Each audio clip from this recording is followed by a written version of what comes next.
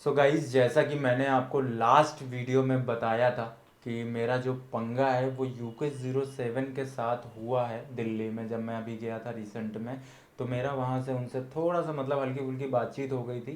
तो वो सारी चीज़ें मैं आपको इस वीडियो में डिटेल में बताने वाला था। मैंने आपसे कहा भी था कि नेक्स्ट वीडियो में बताऊंगा, बट मुझे नहीं लगता कि ये इस टाइम सही टाइम है ये चीज़ें डिस्कस करने का। ठीक है, तो ये हमारा आपसी था, तो हम इसको कंसर्न करेंगे लेकिन बाद में करेंगे। फिर आप लोग ही जज कर लेना कि किसने सही करा किसने गलत किया। ये मेरा ओपिनियन है, मैं किसी को यहाँ भला बुरा कहने नहीं आया था। फिलहाल हमारा कंसर्न है हमारे जट भाई जिनका एक्सीडेंट हो गया है हाल ही में नेपाल ट्रिप में। और आप लोगों ने ऑलरेडी देखा होगा कई सारे यूट्यूब चैनल पे। सबसे पहले चीज़ तो मैं ये बता दूं कि उनके एक्सीडेंट होने के कुछ घंटे बाद ही कई जगह न्यूज़ आ गई। मुझे भी एक फ्रेंड ने कॉल करके बताया कि जट भाई का एक्सीडेंट हो गया। फिर मैंने बहुत जगह सर्च किया, फिर मुझे पता चला हाँ जट भाई का एक्सीडेंट हुआ है। तो रियल चीज़ जो होती है वो तब तक आप नहीं जान सकते हो जब तक आप वहाँ पे खुद ना रहे हो या जिसके साथ हुआ है वो खुद ना बताए। तो ऐसा अभी तक नहीं हुआ है क्योंकि जट भाई उस कंडीशन में नहीं थे कि अपनी आप बीती खुद बता पाएँ। ना उन्होंने कहीं स्टोरी अपडेट करी क्योंकि वो उस कंडीशन में ही नहीं थे कि स्टोरी अपडेट कर पाएँ। और ना ही किसी ऑफिशियल ने ऐसा बयान दिया है कि ऐसा हुआ है वहाँ पे। बयान कौन दे रहा है? जिनको कुछ नहीं पता, सुनी सुनाई बातों पे उठा के कुछ वीडियो बना दे रहे हैं। कुछ सही वीडियो हैं, कुछ गलत वीडियो हैं, कुछ इतने वर्स्ट वीडियो हैं कि उनके बारे में बात करना भी मतलब मुझे ख़राब लग रहा है। ऐसे ऐसे वीडियोस हैं।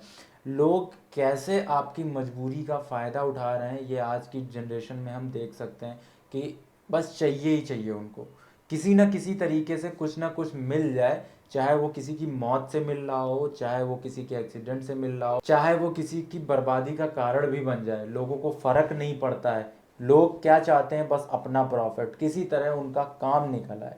सिर्फ इतना ही रह गया है आज की जनरेशन में। तो यार ये बहुत ही गलत चीज़ है। इस चीज़ से क्या बताएं, हम लोग को ऐसा नहीं करना चाहिए बिल्कुल भी कि हम किसी की मजबूरी का कोई फ़ायदा उठाएं। यार अगर कुछ हासिल करना चाहते हो तो अपने दम पे करो, या तो उस काबिल बनो कि हाँ उस तक पहुँचो, अपने आप को पहले उस काबिल बनाओ तब कुछ बोलने की हिम्मत रखो, या फिर मेहनत करो यार। मतलब क्या है ये, किसी की मजबूरी का फ़ायदा ऐसे उठाया जा रहा है कि जट भाई के फेक थंबनेल बनाए जा रहे हैं, फेक टाइटल यूज़ किए जा रहे हैं और उनको डेड बताया जा रहा है। गलत गलत मतलब जितनी भी न्यूज़ है वो गलत तरीके से आगे रिप्रेजेंट की जा रही हैं, गलत संदेश दिया जा रहा है। तो ये बहुत ही गलत चीज़ है। हालांकि अभी तक किसी को कुछ भी नहीं नॉलेज है इस टॉपिक में कि एक्चुअल में वहाँ पे हुआ क्या है। फिर भी यार मैं थक चुका हूँ, मैं परेशान हो चुका हूँ। मेरे पास बहुत सारे लोगों में स्टोरी अपडेट दिए, मुझे स्टोरीज में टैग किया, मुझे इंस्टाग्राम पे डायरेक्ट DM आए, व्हाट्सएप पे तक मैसेज आए कि भाई ये बंदे ऐसा ऐसा बोल रहे हैं, ऐसा कह रहे हैं जट भाई के बारे में। मैंने वीडियोस गो थ्रू किए, फिर मुझे पता चला कि यार दुनिया बहुत ही ज़्यादा, क्या बताऊँ, गाली ही है आगे, आप तो जानते ही हो, समझदार हो इतने। लेकिन फिलहाल ऐसे किसी की मजबूरी का फ़ायदा मत उठाओ जब तक कि सारी चीज़ें क्लियर ना हो। जब आपको पता चल जाए, फाइनल वर्डिक्ट आ जाए कि हाँ वो बंदा गलत है, तब आप उसको गलत बोलो, पहले नहीं। ठीक है, तो जब तक सारी चीज़ें पता ना हो ये ऐसे फालतू वीडियोस बनाना बंद करो। और जट भाई के लिए हम पूरी मोटर बाइकिंग कम्युनिटी में एक प्यार है, हमारे दिल में उनके लिए एक प्यार है जो कोई नहीं दूर कर सकता। बिकॉज वो ऐसे बंदे हैं जो आप लोग समझ ही नहीं पाओगे, जो उनको नहीं चाहते हैं वो कभी नहीं समझ सकते हैं कि वो क्या है। तो हम उनको बहुत प्यार करते हैं और वो जल्दी से जल्दी ठीक हो जाएं, हम यही उम्मीद करते हैं। ठीक होने के बाद वो रियलिटी बताएं कि आखिर हुआ क्या था, या फिर वहाँ का कोई ऑफिशियल ये बताए कि नेपाल में एक्चुअल में हुआ क्या था। बिकॉज मैं सुनी सुनाई बातों पे यकीन नहीं करता, लोग कर लेते होंगे। लोग तो किसी भी बात पे यकीन कर लेते हैं, कोई जाके कुछ बता दे हाँ ये है ये है। उनको कंटेंट चाहिए ना, कंटेंट। आजकल क्या ही बताएं क्या हो गया कंटेंट, नाले से हाथ डाल के निकाल लो, मुंह से हाथ डाल के निकाल लो, बस कंटेंट होना चाहिए। क्या है, किसी को घंटा फर्क नहीं पड़ता। ठीक है, तो ये करना बंद कर दो यार। ये जो फूल मालाओं वाले fake title and fake thumbnail बना रहे हो तुम लोग, ये बंद कर दो यार। किसी की मजबूरी का, किसी की मुसीबत का फ़ायदा मत उठाओ। बिकॉज आज अगर तुमने उसके साथ फ़ायदा उठाया तो डेफिनेटली कल तुम्हारे साथ यही होगा। जब तुम मुसीबत में होगे तो तुम्हारा साथ देने वाला कोई नहीं होगा। और उस बंदे के साथ इतने सारे लोग हैं बिकॉज उस बंदे ने ऐसा किसी और के साथ नहीं करा कभी। ठीक है, तो ये सब करना बंद कर दो। और अगर आप लोगों को रियलिटी जाननी है तो हर्ष पावा वहीं पे हैं, उनको फॉलो कर सकते हो आप, उनकी स्टोरीज तक जा सकते हो। एमएसके भाई और सत्या सागर भाई भी वहाँ पहुँच चुके हैं, आप लोग जानते हो, ये 3 लोग बहुत अच्छे फ्रेंड हैं, तो ये सही स्टोरी देंगे आपको। ऐसे फेक वीडियोस के थ्रू मत जाओ और इनकी बातों पे बिल्कुल भी यकीन मत करो, ठीक है। बहुत सारी ऑडियंस है जो जट भाई को सपोर्ट कर रही है, दिल से चाहती है, लेकिन पांचों उंगलियां जिस तरह बराबर नहीं होती हैं, सारी ऑडियंस भी बराबर नहीं होती है। आधी ऑडियंस इसलिए आती है कि आपके ज़रिए वो व्यूज़ खींच सके, उसको बस व्यूज़ चाहिए, क्योंकि वो भी एक यूट्यूब पे कुछ करना चाहते हैं और जब कुछ नहीं कर पाते हैं, लाइफ में हार मान जाते हैं, तो ऐसी चीज़ों का सहारा लेने लगते हैं। उसमें से एक घटिया चूतिया, क्या बताऊं कैसा लड़का है। जब मैंने उसे सोशल मीडिया पे देखा तो मतलब वो बहुत दिन से ट्राई कर रहा था, लेकिन ऐसा कुछ उसके साथ हुआ नहीं, तो उसने इसी चीज़ का सहारा बना लिया कि किसी की मौत का मजाक उड़ा दिया जाए, किसी के एक्सीडेंट का मजाक उड़ा दिया जाए, किसकी फीलिंग्स हर्ट हो रही हैं, किसी को कोई मतलब नहीं है, बस उसको व्यूज़ के पीछे भागना है। ऐसे लोग भी हैं दुनिया में कि ऐसी चीज़ों का भी मजाक उड़ाया जा सकता है, कोई सोच नहीं सकता है। अगर मेरे साथ किसी ने कुछ गलत भी करा हो ना, तो भी मैं ऐसी कंडीशन में उसका मजाक उड़ाने नहीं जाऊंगा, लेकिन ये बंदा वर्स्ट है।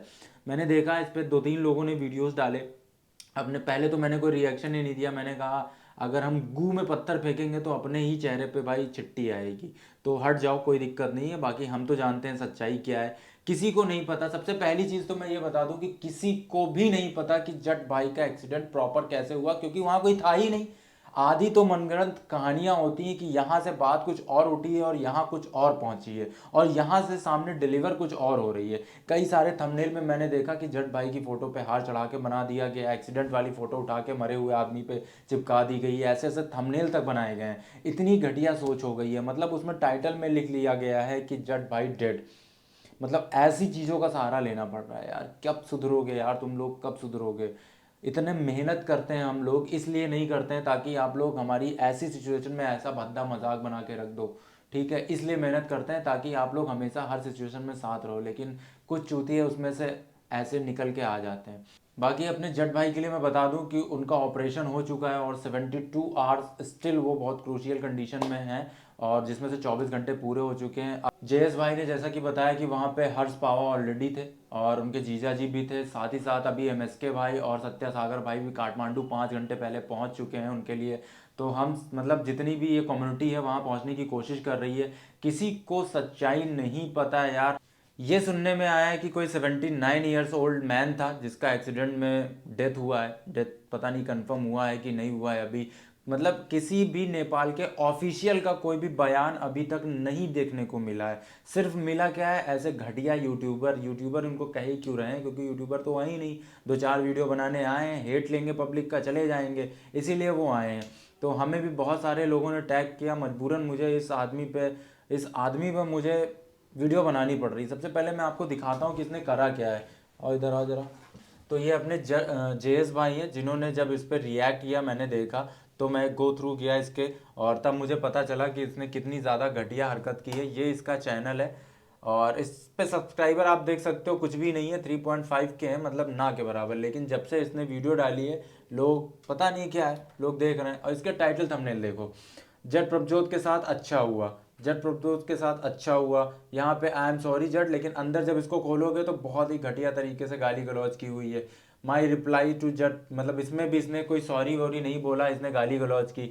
अभी इसने थोड़े से टाइटल थंबनेल शायद चेंज किए हैं, बिकॉज किसी किसी में माला इसने फैना रखी थी जट भाई के फेस पे। ये एक्सीडेंट का कटा हुआ चेहरा उसने उठाया, उस पर माला वाला फ्रेम करके ये तक कर दिया। मतलब इस हद तक गिर चुके हैं लोग, क्या ही बताएं यार। भाई जनरली मैं ऐसे वीडियोस बनाता नहीं हूँ बिल्कुल भी, क्योंकि ऐसे चुतियापे करने का मेरे को बिल्कुल भी शौक नहीं है, लेकिन फिर भी मजबूरी में बनाना पड़ रहा है, बिकॉज इतने सारे इंस्टाग्राम पे डीएम्स आए। मैंने कुछ स्टोरी मेंशन करी, एक स्टोरी मेंशन करी, ज़्यादा मैंने तो ध्यान भी नहीं दिया। फिर मैंने जब देखा कि जेएस भाई तक ने रिएक्ट किया है, तो और कल उसके बाद भी मैंने देखा कि वो बंदा रुका नहीं, फिर भी उस पर भी वीडियोज़ पे वीडियोज़ बनाया जा रहा है, वीडियोज़ पे वीडियोज़ बनाया जा रहा है। तो मुझे लगा कि यहाँ बनाना चाहिए एक वीडियो और आप लोगों को बताना चाहिए कि प्लीज़ यार उसका वीडियो ही देखना बंद करो, बिकॉज अगर आप उसको रीच दोगे तो वो कंटिन्यू ये काम करता रहेगा, ऐसे घटिया काम करता रहेगा। तो इससे अच्छा है कि उसको रीच देना बंद करो और किनारे करो उसको।